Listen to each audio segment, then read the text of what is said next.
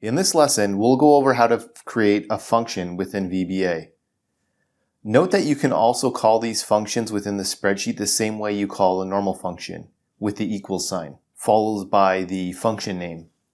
Functions are essentially the same thing as the formulas that you can use within the normal Excel spreadsheet format, the ones that you place an equal sign followed by the function name of your choice. In this same way, we are creating a function which accepts a select number of types of inputs and then it produces an output. That is the difference between a subroutine and a function.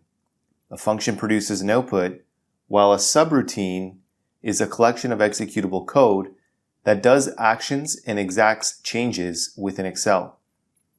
The first part of creating a function is to define the parameters of the function, i.e. this area within the brackets at the top of the function.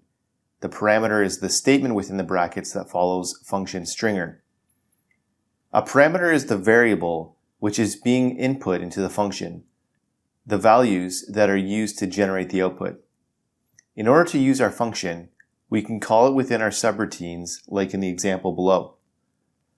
You assign whatever value you're looking to place within the bracket and your function is then called.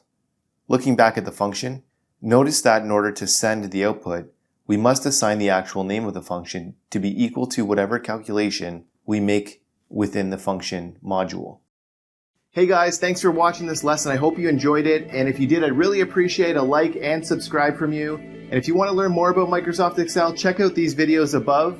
And don't forget to check out our website, commercecurve.com, where we have lots of in-depth finance and accounting courses available with full training workbooks. All of our courses come with complete workbooks of lessons, examples, pre-built financial models, and training video. Hope to see you there.